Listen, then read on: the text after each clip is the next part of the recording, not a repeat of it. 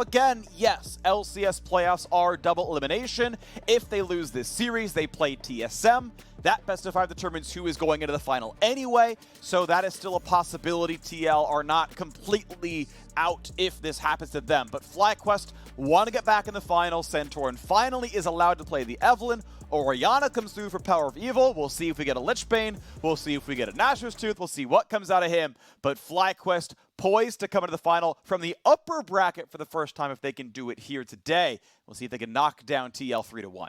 It's going to be so interesting because the Orianna does have the ability to throw that ball over onto this Evelynn. You have more access towards that backline now, but at the same time on the other side, if TL gets ahead, if they are winning out in these skirmishes, Zilean plus Hecarim, Zilean plus Kalista, those are incredibly powerful combinations when you have the Ornn in front of you. You have this Kalista running around at 1,000 miles an hour, snowballing the game, taking everyone down. If she gets focused and burst out, that is easy to answer with the Zilean.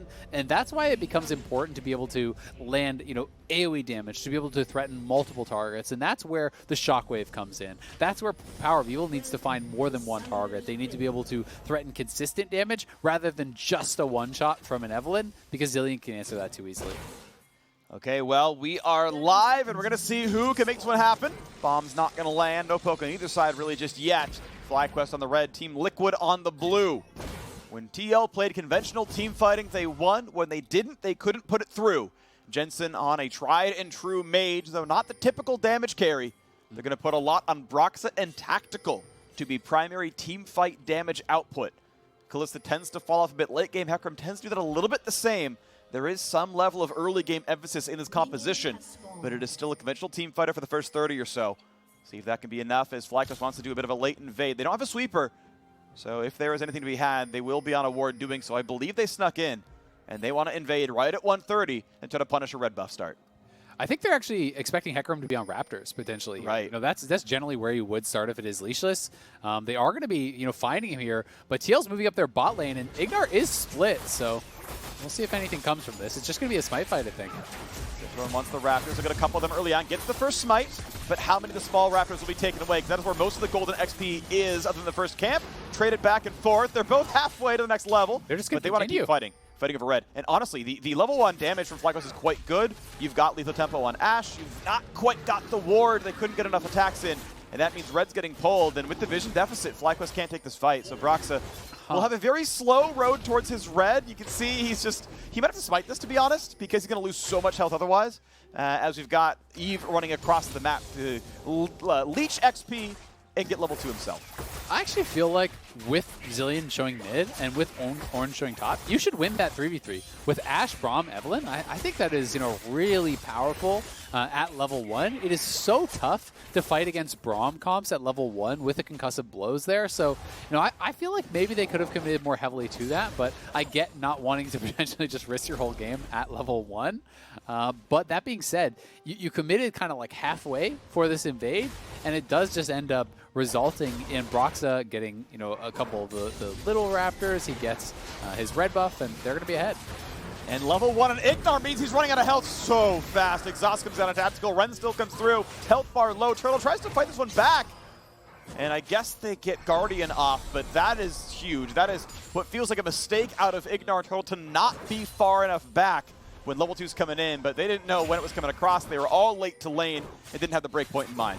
It's not the level 2 power spike from Lucian, it's Kalista. They didn't expect it, but that's something you should always be doing, counting minions, backing up when your opponents are going to get level 2 if you cannot contest it. That could have been a scenario where they thought they could finish off the last minion and then both get level 2 at the same time and maybe fight it. Maybe they were feeling like that was the type of position they're in. But in the end, that's 3 summoners down for them for just the 1 over on TL. So you take a strong 2v2 matchup that TL has, and now you have this Braum really on the back foot, and you can create the potential to pick on him with a potential gank from Broxah or something like that. Going for a stun, some decent damage. Solo flashes because he was going to be stunned in turret range possibly. But Solo overstepping here with the wave in the wrong spot, and this is maybe gank bait, but Impact is going to be attacked by Santorin. They've got to play around the immune somehow. Gets the knock up, turret aggro, not claimed yet, but Solo's going to run out of health. He is dead to this turret shot every single time. Impact grabs first blood. You cannot take this dive without flash. He dies in the dive, and that is gold to Team Liquid. Oh, that's a disaster. They really wanted to try to make it happen because it was a pushing wave, but they also didn't force out the searing charge. You actually need to wait out the searing charge, and that is the mistake here. So, you know, you don't take aggro until after he does his E, right? That is what you're trying to do. But because he punched him right as the E comes through, Solo is being damaged during that CC, and Santorin is not getting damage out during that CC. So if you just simply walk up, you put the charm on him with the W, and then you threaten that attack, he has to use his searing charge or he will just be charmed up first, right? And then you have waited it out. He doesn't have that. You kill him after that CC expires and it's easy peasy. But FlyQuest mis-execute, and as a result, first blood over to Impact, flash down on Solo, and that CS advantage, you know, matters a lot less because of the kill gold going over to the Ornn. Yeah, going to tie up the money pretty closely here. You can see Team Liquid as a squad are up 300 to 400 gold right now. Jungle camps traded equally across the board. Bot lane early advantage expected for the Kalista lane. And there's going to be some farm grab by Ashe, but it should still be a small deficit on the FlyQuest side. -10 will be answered by about 7 as the wave goes down. Pretty good setup by IgNar trying to block the shots, but you can see how much damage is available there. That's huge hits right there. And now Broxah makes sure the top lane looks safe with a control ward he in fact is. And you can see Impact yet to even burn his TP. Actually, he had used it a while ago. Solo now under a lot of attack, puts the shield on, gets a decent amount of blocking, but he is not going to live through this one. Gets a stun, still going to drop. And Team Liquid on the board with kill number 2. Nice punish there. They know the flash is down. Dies on the dive. He dies to the gank because he doesn't have flash, and because he died, he didn't have 6 as well. And now, no teleport. The wave is going to be bounced, and so much of his lead is just going to be completely gone. This was potentially a lane that could have just been destroyed by FlyQuest because Solo had a massive CS advantage. Instead, they fail the dive. They lose their flash. Now Impact hits 6 off this, gets the experience advantage, and they go straight on in. Ghost was popped, gets right up onto Solo. Solo with a nice buffered W there, but it just doesn't matter. The Ornn ultimate had already landed. You get knocked up off of that. There's no way for him to fight his way out. Even though Sett's supposed to feel pretty good into tanks up at the top side, it may just not be enough here. As you can see, Blade of the Ruin King is on the way, but Bramble Vest is already done, and it's time to move towards Sunfire Cape. Impact's going to be comfortable for a while, I have to feel like. We'll see as that moves on. Mid laners are grading farm back and forth. We are actually not seeing the, what I would actually call a more typical Evelynn build, where you actually, on first recall, you go Dark Seal Amp Tome. You actually don't finish the smite until later. Because Evelynn just scales so hard off AP ratios, it's actually a healing stat as well for your passive. We had seen, for example, Death Cap first item, pretty common as well. We'll see that after jungle for him. Well, yes, sorry, yeah. First after the jungle enchant, but you know, the solo cheap build is Lichbane, but the really good Evelyns I see actually more often than not, you're doing Death Cap first to scale your passive. You basically heal the full under Demon Shade if you go Death Cap, and it's actually a pretty important quality of life. And we did see that in the LCS. Both games that I've seen, and I do believe, did go Death Cap, so they were on top of that there. We'll see where Santorin does want to take us. Obviously, the jungle item completion is extremely efficient. You know, you are a little bit less powerful, of course, you know, if you don't have that Dark Seal early on. But he's just trying to race towards that power spike, and we'll see if he can get anything done here because he is now 6. And this is where you really want to start making things happen. You know, you can be ignoring that vision, just kind of sneaking around, trying to look for plays. He is going for the invade here. They know that Broxah was down on that bottom side for the Dragons, so he could potentially take away the Gromp and even the blue buff. And if they could soften up Impact, you could always look towards another dive, but it is very, very risky, because if you fail that again, it could be pretty brutal. As long as Santorin holds 100 mana, he can get away from almost any gank. This time around, he's going to have to wait it out. Goes for the re-charm, gets the damage across, grabs the blue buff steal, and hey, look, it uses money fruit for him. So Santorin going to feel good about that one. His own blue buff is back up on the map. Top lane farm, we snapshot at 17 CSD. Solo in the lead, Impact with some gold. We'll see how it moves over the course of time. I will say, though, you know, when you're going this Blade of the Ruin King build on Sett, it feels like you need to be dominating lane because Blade of the Ruin King Sett is, you know, not very useful in team fights, generally speaking. You know, you're incredibly squishy. You usually cannot get enough auto attacks to really make it worthwhile, you know, for that on-hit damage when it is about that 5v5. So because he has fallen a little bit behind, you know, this build is going to be much less effective. You want to generally move towards things that have a little bit more durability, a little bit more health to be able to survive in those 5v5s and just not get straight up one shot. Well, again, we have first Herald targeted every single game right now by Team Liquid. Broxah is there at 9 minutes basically every game. The supports and AD carry you saw actually had roamed up. You can look at the minimap. You see Tapsco and CoreJJ were up halfway in the bottom jungle. They come back down. The wave was pushed in. No one's answering Broxah anyway, so easy pickup, easy scuttle, and that Herald charge is going to be a lot of gold in one of those lanes. And that wave is pretty much hard frozen. If Impact wants to keep it that way, he can.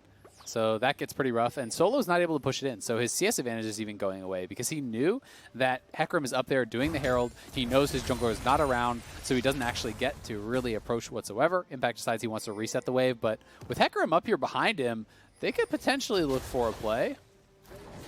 Well, right now they're battling over the red buff, and that's going to be Broxah grabbing it. So answers Santorin's blue steal with one of his own, essentially. And now it's going to be people looking at the chickens. And a control ward comes down, which is going to make Broxah feel pretty comfortable.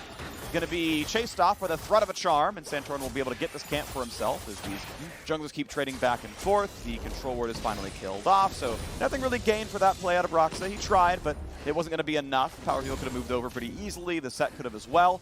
Top lane snapshot now within 8 when it was 17 not long ago. You mentioned that freeze, making it hard to get all the farm. And we keep on going as the next Drake spawns in 2 minutes, so it's going to be a while till FlyQuest have any objectives to fight over. And generally speaking, as the Hecarim, when you're going for this style of build, you are fairly weak at this point in the game. You know, he's rushing towards Triforce. Santorin already had the fully completed jungle item, so if you take that 1v1, it's probably when you lose, even if PowerOfEvil does not come to interfere. With these builds, you really are just trying to wait for that Triforce. When you do hit it, it's almost like you're a whole new champion on Hecarim. You're insanely strong with that completed item, but prior to this, the gold efficiency on the completed jungle items is almost always going to have your opponent winning out in that 1v1. Only difference, though, is Boots right now has been skipped so far for Santorin. Of course, checking out his rune page real quick. He's got the free ones, as you kind of expect about a champion, so just rushing the enchant down. Boots coming through in 45 seconds anyway. And we'll wait for the next move. It's 1,000 gold on TL's side. You can see jungle difference in bot lane as plus 16 so far. Is going to feel real comfortable. Mid lane, though, good farm from PowerOfEvil. Can be hard to last hit on the Zilean, so takes an early CS deficit. Rod of Age is coming in soon. And honestly, at this point in the game, you don't expect that CS deficit to ever get worse, because on the Zilean, it's really the early levels that are difficult before you have enough mana and levels in your bomb to kind of just clear out that wave. CoreJJ is going to find the hook, though. It's time to lock in for IgNar. Going to block most of it. Here comes the re-engage. The fear comes across. Oh! They get the pullback, and CoreJJ sadly steals kill credit, but it's still turtle gone. Hook lands, Hecarim shows up, and by the way, Rift Herald's here. It's time to break the curse. Team Liquid gonna get a sub 15-minute turret for the first time in playoffs. I was wondering why you were so excited. Jensen may get knocked down here. He still has the ultimate. Both players really holding back there. You know, Santorin trying to force Jensen to use the ult early. Jensen trying to make Santorin use his ult defensively and does end up winning out there. TL really looking good so far in this game, with the bot lane shenanigans going very poorly for FlyQuest, with their 2v2 on the bottom side losing and now impacted even more heavily by this Rift Herald and first tower take. TL have a significant advantage, over 2,000 gold at this point, and with the Kalista Hecarim, you have such a strong mid game. It's very, very easy to start stacking up these objectives, grabbing this dragon, grabbing the next Rift Herald, and really just trying to take full control. You can see Solo trying to scrap with Impact, forcing him to jump away. Easy rend. Okay. Easy enough rend. He's going to auto it down. It's fine. It's fine. Mountain Drakes are tanky. They have extra armor and MR. So he's going to back away off this one. TP comes in. Jensen wants to find Turtle. That slows a really big deal, but he can still get the double bomb. Number 1. Number 2. No follow-up, though. So I will say I'm a bit surprised that Jensen did go straight towards the Roa this game. You know, maybe just worried about the Eve. But it means the Glacial Augment is going to be largely worthless for a long time, because he didn't actually go towards the Super Soaker. You know, he could go for it next. He has the Null Magic Mantle, which is probably just going to be like Orc Tread, since there's a fair bit of CC. And then I assume he's going to go towards Last Chapter and get that Hextech GLP. But that is going to be pushed back quite a lot. Obviously, if you are going to go for Roa, you should go first to get it stacking up. But I didn't expect him to rush towards it this game. I think this is the build order that Bjergsen used at least once. I remember seeing this before as well, which is Roa into GLP second. So may well be the follow-through. Usually you see it against like Syndra's and stuff, you know, when you're worried about getting one shot in lane. I guess, you know, maybe there's just as much concern because it's an Evelynn, you know, so that may just be the nod to the burst that Evelynn has, and in that case, I think it's totally fine. Yeah, as long as there's like a logical reason, I tend to not complain about builds very much. It's like, there's a logical reason for the setup. Triforce is done. The power spike is here for Broxah. Darksteel picked up a bit later for Santorin. Decided to rush his enchant, but still goes Darksteel. And there's the NLR. He is going Death Cap indeed. We are seeing Turtle, by the way. Despite the fact that Tactical does not have Cleanse this game, Turtle is going for Ruin King. He is against functionally triple melee. Thresh is, I would say, functionally melee. So any time where you can get 3 frontliners like that, you really, really like Ruin King builds. It's more auto-attack focused in that regard. So it does make sense compositionally. And now we're going to move on to the rest of this game as a 2,000 gold lead has TL pretty comfortable. 2 Drakes up already, 3 minutes till the third. Especially where the gold is. Kalista is significantly ahead with the tower gold plus the big CS advantage. They don't even care if Impact's honestly behind a bit of farm at this point. Later, Ruin King's down on solo, so maybe he wins the 1v1. But generally at this stage in the game as Ornn, you have enough levels in your abilities to just wave clear, and you can't really be punished very heavily whatsoever.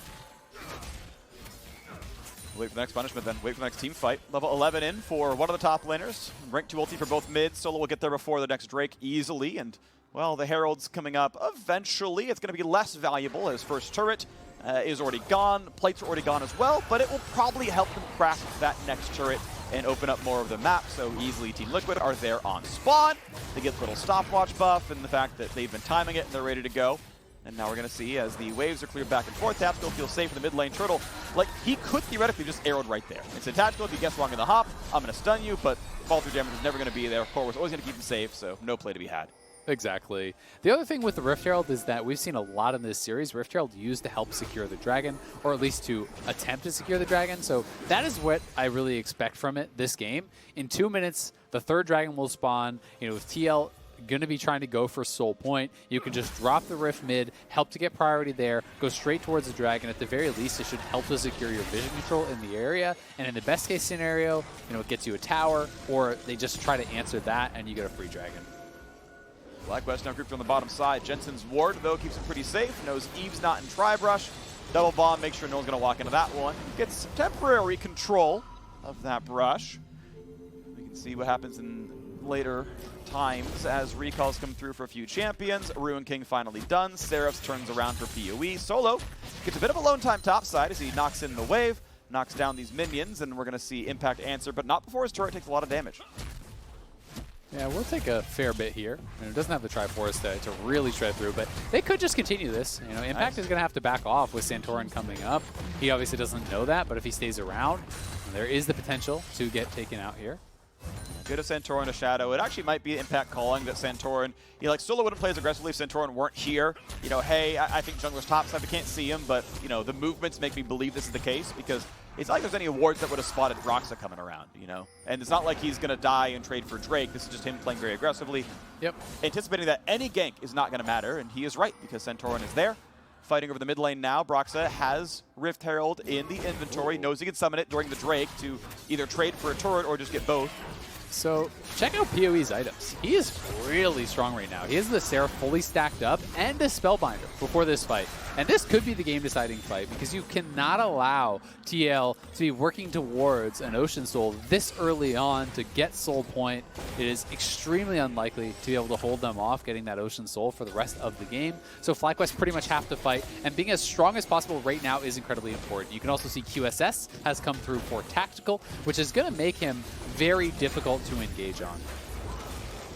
Well, mid lane going to be cleared easily. Team Liquid will be able to be the first to move that lone minion. Helped keep the wave at a decent spot where FlyQuest couldn't push any farther forward. A hero in the mid lane, and now we have a flank possibility for Solo and Santorin. Can they find the squishy? Can they kill Tactical? He can QSS flash out of Solo's ulti, and the Drake is going to betray. It's going to betray. It's going to look to the right. They know where these guys are, despite the control ward. TL now knows what's going on. Solo forced to back off, and now Broxah wants in. He's going to be charmed in a sec. The dunk to the back line. Arrow's going to land. QSS right away. Re-engage comes across. Solo gets the shield across. Jensen, the target, gets low, but not low enough as Impact runs backwards, stays alive, and he gets the Zilean ulti, but the first kill comes through. A 1-for-0 Tactical, the target, and without Zilean ult, there could be a chase through. Look how low the health bars are. Turtle flashes in, but can't quite get the kill, but PoE does. 2 kills in, but it's traded back. It's a 3v3 now. Bomb on the head, PoE getting low, but no way out for Broxah. Solo has the damage, and now it's a 3 versus 2. FlyQuest are on the way in. Solo wants this one. He may well find it. Punch, punch, kill. Shield should be available soon. That is the Bud Light ace for FlyQuest. They have answered the team for 19 minutes. PowerOfEvil coming up huge again for FlyQuest. He has been a monster in this series, Azir after Azir after Azir, and now on the Orianna here. Incredible farm, over 200 CS before, I believe, even 17 minutes, and he gets a 2-item power spike in time for this dragon fight. And he was monstrously strong for it. He landed the shockwave. Here's the Bud Light ace once again here. Solo and Santorin had been spotted out. They try to look for the engage. Santorin going in here. The charm was used on Broxah, so he's never really going to be able to burst out Jensen, but he tried to flash in to get him low and to be able to back it up.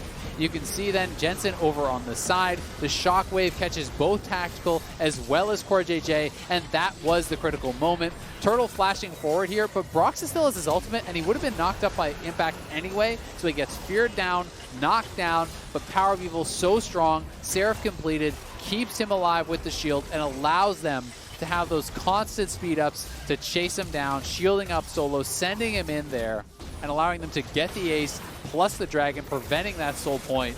Just an incredible team fight from FlyQuest, and really so much of the work there done by PowerOfEvil.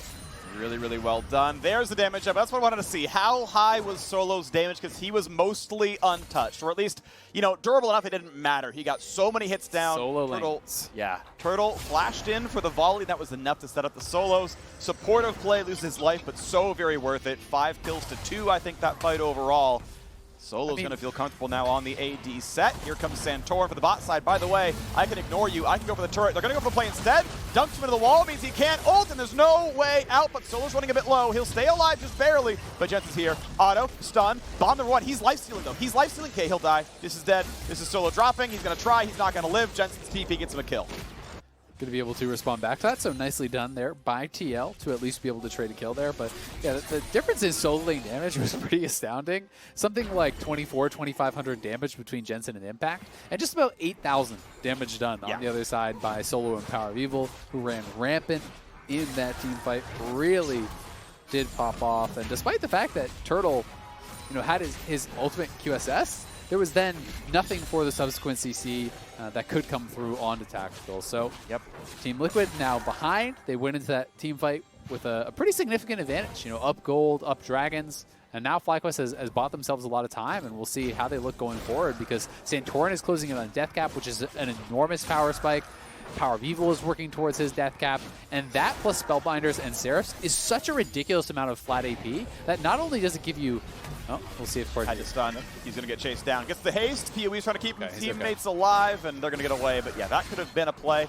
Theoretically, if Tactical weren't stunned, maybe he, like, grabs the Thresh with R, Core jumps out, goes to the Flay Lantern play. Like, maybe, but that would be a huge reach. End of the day, PoE's in danger. Here comes Jensen. Here comes Broxah. He is unstoppable. He is fast. He's going to fear this man right back in. How do you live through this? The stuns come in. The shotgun buys time. You got to be kidding me. PoE's still alive. Here comes the re-engage. Tactical is shut down, and PoE won't die. How about the re-engage? Broxah wants to go right back. Oh, the double bomb! Dunks in Jensen. Jensen will revive himself, but the whole team is ready. I don't think you live through this one. The heal doesn't matter. The kill comes in. And yet again, a 2-for-0 FlyQuest out team fighting Team Liquid. PowerOfEvil just cannot be burst down there, and despite a heroic triple bomb, you know, Jensen stunning up 3 people with that double bomb. It's going to be TL losing that fight. Broxah has no ult, no ghost. He's playing Hecarim, so he can't flash in. And this should be an easy Baron here for FlyQuest. They have full control over this game, and they are getting dangerously close to winning this series here, to securing their grand final berth over Team Liquid. Looking at back-to-back finals. This dive, a lot of damage. PoE tanks it. Yep.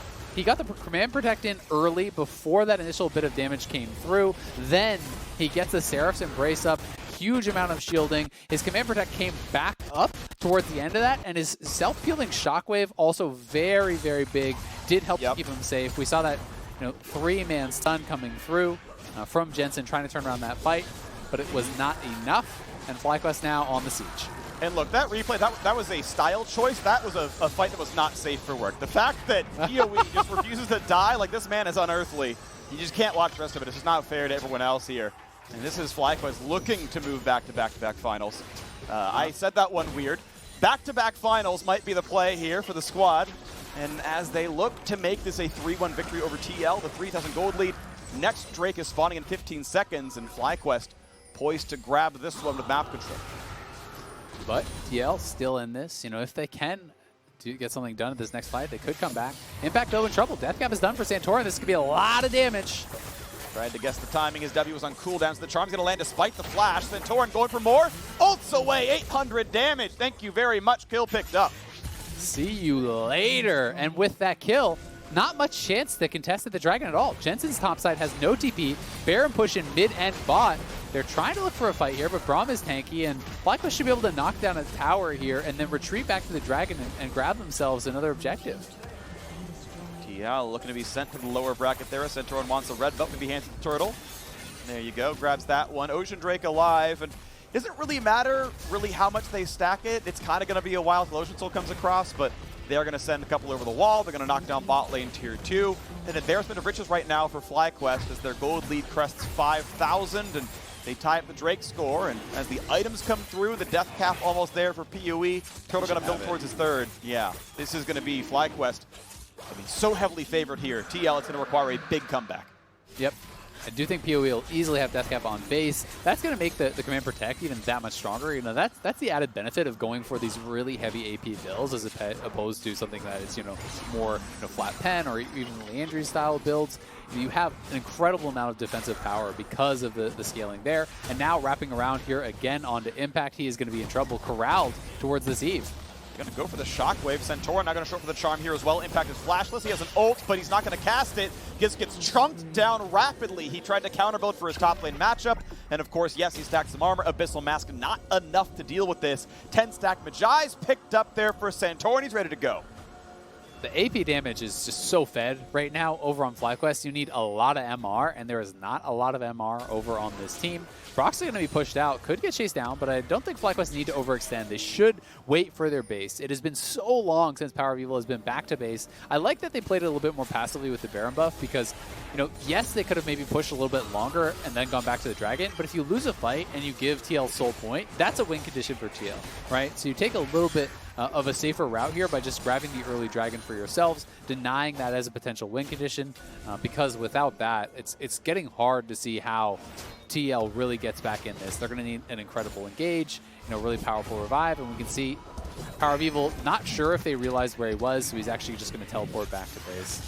It's a smart, safe play, though. Not a lot of TP2 for a while. Yes, teleport will be down for Ocean. Yes, it'll be down for Baron, but a kill would have been map control, would have been big shutdown money, and another Charm's going to come through. Big damage here. Can they find the stun? The dunk every time always cancels it out. Impact is low, but Zilean's around. This is going to be a dive that's going to be answered. Is it the throw? Santorin has to flash to stay alive. Ult over the wall. Easy kill on the one, and Solo going to be kill number 2. Tactical going to put in the stacks, going to get the Ren, and that is 2 big kills on the road to redemption for Team Liquid.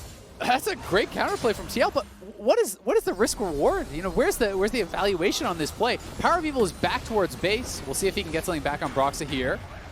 Hero's not quite going to land. CoreJJ can't quite get the hook back as well, but it is some money back in the pocket of TL. So I mean, you have to do some risk reward evaluation on a dive like that. You're going for the Ornn, who you've killed like 4 times already, right? He's at his tier 2 tower, right near his base. You don't know where TL is, which should lead you to believe they could quickly respond. The rest of your team is not around, so if they do respond, you're going to die. So it's like the reward is less than 300 gold because you've killed them a bunch of times, and the risk is multiple shutdowns, losing all of the stacks off your Magi's, losing your top lane tower. They lost a tremendous amount off of that, thousands of gold. Okay, well, thousands of gold is the movement in the direction of Team Liquid if they want to make a comeback happen. Death's Dance gets completed for Broxah when it probably wouldn't have otherwise. And of course, yes, he could have farmed another 40 seconds and maybe would have gotten it as a result of that, but it's not like his jungle camp's up. So he's ready to go. He's ready to look now at Baron respawning in 35 seconds. Ocean Drake spawning in 1:45. If FlyQuest want to rush down the Ocean Soul, it'll be about 35 minutes when they get it. You can see TL look for the same idea, possibly. Pretty tanky front line on both sides. Ocean Soul actually feels pretty good for either team in this game. Look how poor Impact is. down there on the struggle bus with the supports. That feels bad. Solo's in third place. Solo started the game 0-2-0, by the way, right? He got slammed by jungle pressure and some overstepping. And in this case around, it's, well, doesn't matter. My mid game's better. Enjoy this one. And he is doing well to his credit, you know, and also a lot of jungle pressure helping him out, right? It's been constant dives and attacks on this Ornn from the Evelynn to really keep this Ornn down, to really keep him squishy.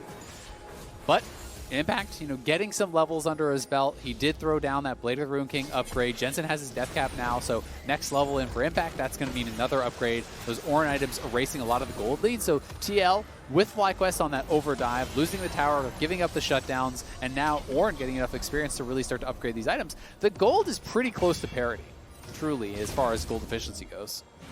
Okay, well, that is, of course, what you get out of playing Ornn, of course, but it's still, the end of the day, those items are what they have, and the stats are what they have. So now looking at the mid lane, Hecarim pops a blast plant, gets away. Team Liquid grouped up together as 5. Jensen can always revive 1 if he's on the game. There you go. Eyes on the ball. Is there the dive? Here comes the charm towards Core. He's going to be charmed up. Here's big damage and pulled right back in by Tactical. Round 2, look at IgNar, knocked into the air. CoreJJ burns a stopwatch. Bombs aren't going to land just yet, but Core doesn't have a good way out. And miscommunication, he flashed away with Zilean ult on him. If they wanted to fight, they could have maybe taken it. But now, how does Broxah get away? The jump on in, the ulti stops short. Solo gets the kill, puts up the toaster, and says, you tried to camp me, it doesn't matter.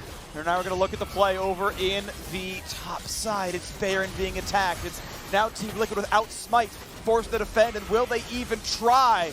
Baron's going to be grabbed, no contest. Team Liquid run with their tail between their 12 legs as the Baron is picked up for FlyQuest.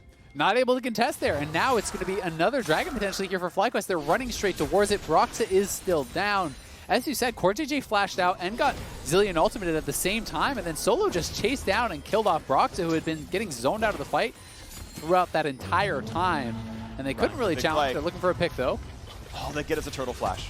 It's a nice attempt. It is a flash burn for a short cooldown. It's a good play, but it only means a single 5-minute cooldown. FlyQuest grab their third Ocean Soul, and at 36:15, they will have it. Assuming they can grab that next dragon, we'll see.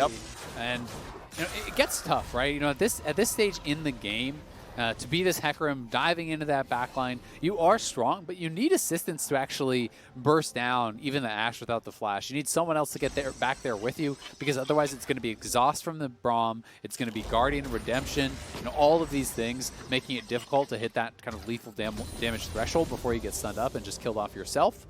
So we got to see some good combinations here from TL. We need to see the speed up onto the Hecarim, a bomb on his head as he ults in on top of the Ashe and they burst it down. Those are the types of plays they have to look for.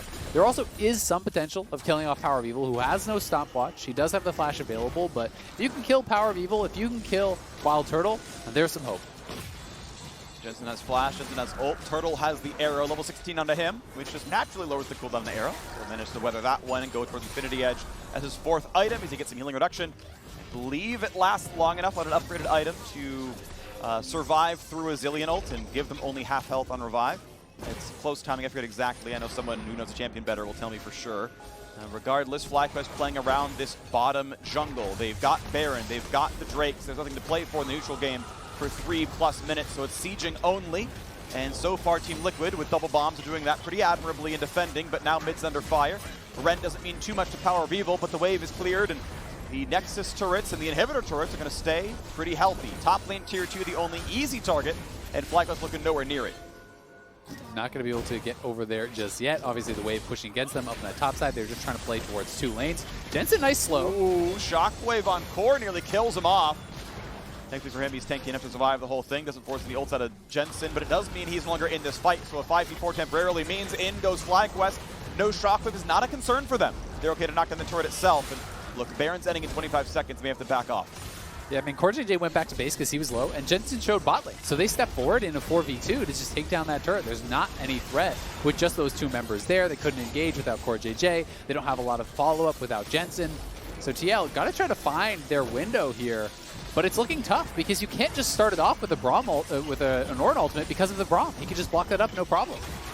So mid is dropped. The stun's going to land on the back line easily. Waited out. He's okay. Tactical can wait out that stun. Eternal goes +1 for a long-range arrow. Doesn't matter, though. They can walk away as bot lane's pushed in. Now, Baron buff is gone.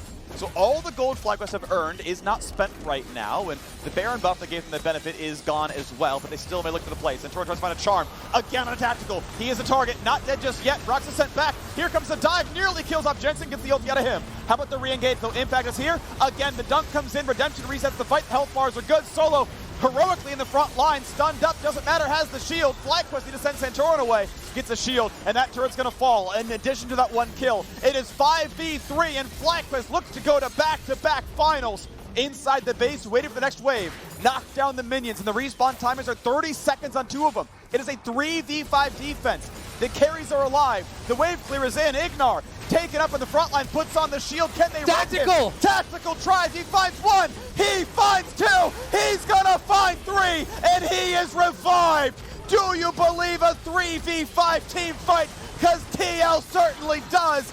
Give him the quadra. Give him the kills. Tactical with the Bud Light Ace single-handedly. The Rookie of the Year saving TL's upper bracket run here, fighting back against FlyQuest with so aggressive. That is the kind of aggressive flash you love to see. They know that the shockwave's on cooldown, so he dodges out on the QW. He sidesteps the Braum Q, the knockup for impact, buying him time, and then look at this flash, flashing forward over the Q there from the Evelynn, gets charmed up, instant QSS into the double bomb stun there from Jensen, and he has the revive to keep him safe. That was masterful from Tactical. What a play to save their series, to keep them alive. And we will see if they can continue to battle back in this, because they are still up against the ropes. It is still sole point for FlyQuest with 2 inhibitors down for Team Liquid, but they have a chance. About 2,000 gold went to Tactical in that fight. He got a 1k shutdown on PowerOfEvil, and now it's FlyQuest saying, all right, we're angry, we're back on the map, we're TPing into mid lane. Ocean Soul is in 12 seconds. That seems like the easy target here, but they might try to bait TL into fighting for the Drake and going for the Nexus instead. You can see FlyQuest not wanting a team fight. They want this instead. Tactical could be a target. He's got to be careful. Dunk in the backline is a big stun. Solo might be a target. CoreJJ stunned up. Tactical's on the Four-man stun fight for impact, and Solo going to have a really hard time living. Redemption comes through. He'll stay alive for now, and the re-engage comes across. He flashed over the wall. Broxah wants it. Not sure he wins, though, but with the teammates, he certainly will. Solo gets on the shield. He will lose his life. 1 for 0 TL, but the re-engage. Shockwave catches impact. That's going to be a stun. That's going to be only a Zilean revive, but it could still be an easy target. 2,400 health back up. He is tanky. He's going to find a double stun, and TL might find the re-engage. They get a hook. They get the Ren stacks. They go for a lot of damage on a Tactical, and he's going to find kill 1, and he's going to find kill 2. Santorin does not have a way out. He's going to drop another double, and Tactical is doing everything. He is taking over, but look at their base. Their base is dying, and PowerOfEvil is going for the back door. He's got to get out of here. We'll be able to retreat, but that is 1 Nexus tower down. There's just not enough healing debuffs. If it's not for WildTurtle hitting Tactical, he has too much self-healing. No one can actually kill him. He has Bloodthirster, Blade of the Rune King, Death Dance, plus some of the healing actually from his ruins. So it is ridiculous how hard he is to kill. Unless you have a healing debuff on him, he will just tank through everything. And now with Santorin dead, TL can actually look for a Baron. Seems likely. I mean, 15 seconds on the important respawn that matters. Both supports respawn in about 3 seconds, so it's essentially a 5v4. Though keep in mind, Ornn and Zilean are walking out of base right now, and that can be a bit of danger. There is potential with the combo this late in the game. It's a lot of damage. If you mess up as TL, it's possible. Rend is stacking, but Brox is at half. They can Zilean to get him back up to full if he's to fall, but 4k health. This might not be doable. Solo wants in. Arrow's going to find Jensen. That is a huge play. That is big damage. That is a dunk in the backline, shot over the top. They might find the first kill. They force the revive. How about the re-engage? Is it enough? They're going to find impact. 1 for 0. Jensen's next. Dive to the backline. Is it going to be enough, though? Here comes Kalista, and Tactical puts his face in front of FlyQuest, puts in the damage, finds the double, healing back up, and they finally kill him. Solo does it all. Solo finds a second. The Quadra's not enough because Solo, true to his name, is alive against the world. And a 1v1 now for 40 seconds. Solo versus Broxah with dead inhibitors means minions are flooding into the base, and Broxah does his best to clear the wave. Yeah, Broxah has to keep these super minions away because he can't actually fight Solo plus the minions. He won't be able to defend it. He needs to have that turret there to back him up, so he is able to cut the wave critically for him. Solo should be able to get at least one inhibitor. I think he potentially could go for two, but it would be too risky.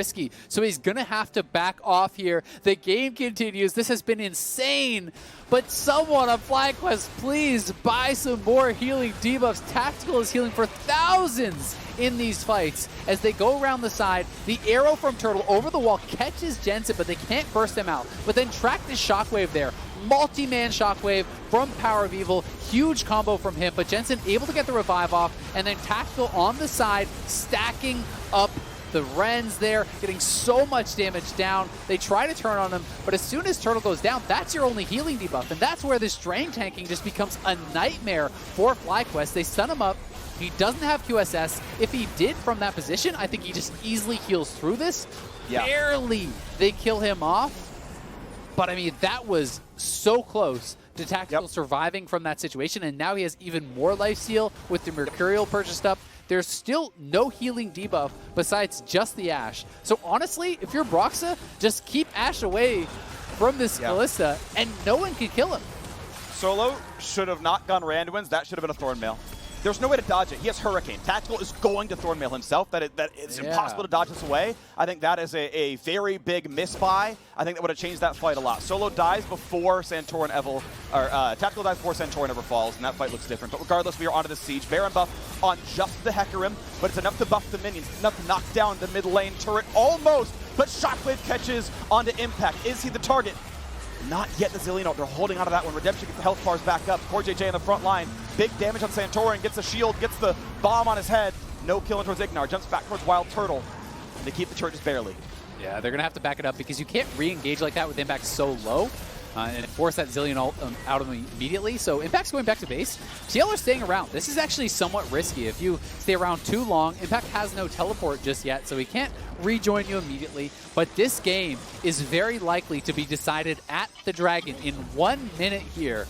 So much on the line. TL trying to keep their hopes alive in this series as FlyQuest are so close to knocking down Team Liquid. And if it wasn't for the heroic efforts of Tactical, one of the best played Kalista fights you will see in that base defense, they would already have been out.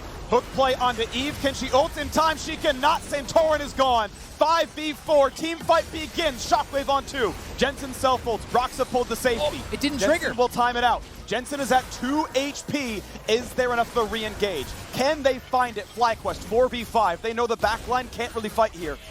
If Turtle's alive, that means Tactical is in danger. The moves being slow matters. The healing reduction matters. And it's going to be a reset. But Santorin is dead for 20 seconds after the Ocean Drake spawns. And that's why it's pretty much guaranteed to actually be the soul here for TL. I don't think FlyQuest will make the call to bet their game on this fight. It's such a low percentage play to go for it, so they are going to back it up. They are going to hope that they can burst through any potential Ocean Soul. It is incredibly strong on people like Impact, who you cannot burst, who you cannot one-shot. But there is still the possibility of bursting someone down.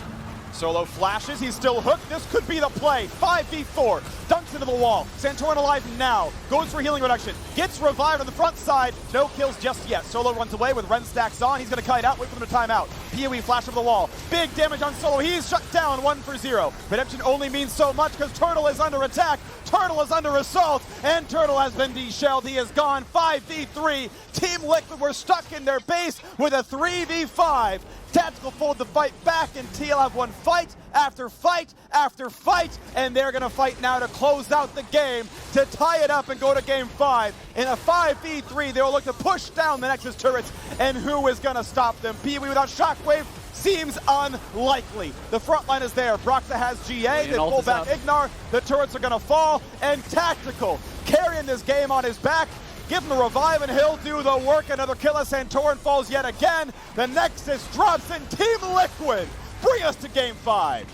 In a team with so much experience, 2 world champions, a Worlds finalist, an MSI finalist. Who is it that steps up? No, it's none of them. It is the rookie player Tactical coming up clutch for Team Liquid in an incredible base defense, clawing and scraping their way back into this game. TL are going to push us to Game 5, Silver Scrapes. What an exciting finish to this game. But I've got to say, FlyQuest, where was the healing debuffs?